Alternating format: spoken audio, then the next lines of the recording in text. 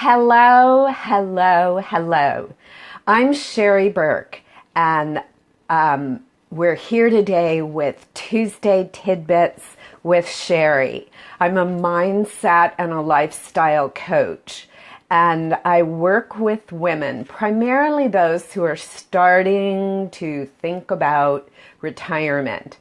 But did you know that a happy retirement starts today with a happy attitude? And did you know a happy attitude is a learned behavior for most of us? I know, stunning. I can remember growing up that sometimes there were friends around me who always seemed to be laughy and giggly and all of that. And I wasn't one of those people. I'd go home and I had a sick mother and I had to take care of my sisters. And, I didn't know that there was another alternative. And yet as I grew up and started to go out on my own in the world and discover life out there, what I also discovered was that I could change my attitude. And I'm responsible for my attitude. Both of those were huge learnings for me. I didn't know that until I had grown up and left home. But, fortunately, there have been a lot of wonderful teachers in my life and circumstances that have taught me I can change my attitude, I can change my circumstances. Or I can change my circumstances and I can change my attitude. But I also have learned that we are what we think about.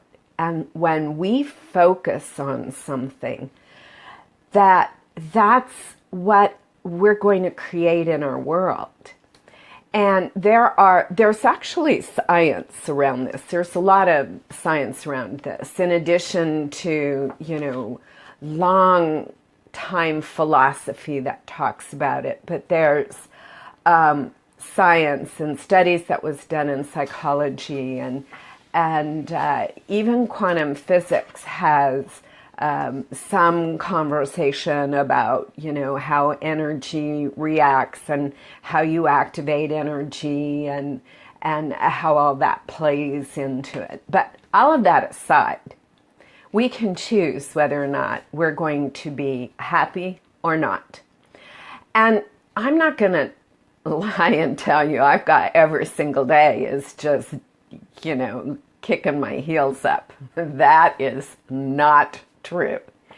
And, some days I really have to work to change my attitude to get me out of a spot where, I'm responding to life.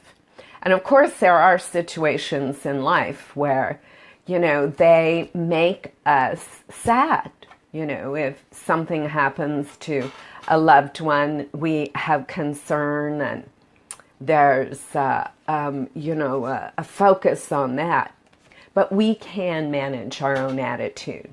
And there are tools that we can learn to use and to develop our own expertise in using these tools. And they include such things as prayer and meditation and journaling and gratitude and taking care of ourselves and,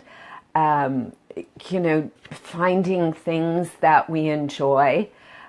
Listening to music, surrounding yourself with happy people, allowing the smile of a loved one, or the coo of a baby, or a beautiful scene to,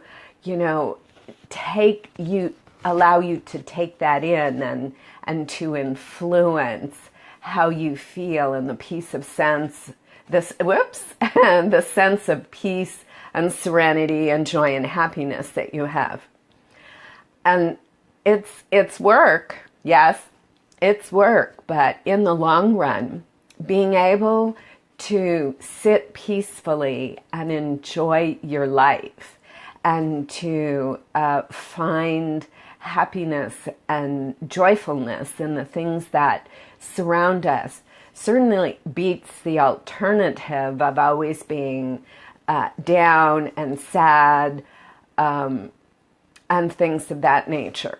Now, I am not saying that if, something is going on and you are anxious or you're upset or life circumstances are such that you're struggling, that it's not appropriate to be involved with the feelings that are generated by the circumstances. Absolutely. But you don't have to stay there. You can choose to have joy and happiness in your life. And, strange as it may seem, one of the things that I have discovered along the way is that you may have sadness, such as the passing of a close friend or a dear loved one, but that doesn't mean that everything in your world has to be sad, that you can experience happiness and sadness at the same time. And it's real. It can happen. So I know you may be a disbeliever, and that's quite all right, but I'd like to make an offer to you. A challenge to you, actually. Next week, starting September 25th, I am going to be doing 5 days to a happier you. And I would love to have you join me on that journey. And what we're going to be doing is every day for 5 days, we'll be learning or reintroducing or honing your skills with a particular tool which starts to be part of your toolkit that you can use to change your attitude, especially if you're grumpy or if you're looking for a natural boost. So I encourage you to join me. I'll leave the information in the comments either above or below this post. But more than anything, you do choose your own attitude, and you are what you think about. So I truly hope that for at least the rest of today, you consider that happiness is your attitude of choice. So bye for now, and until I see you again, have a great day.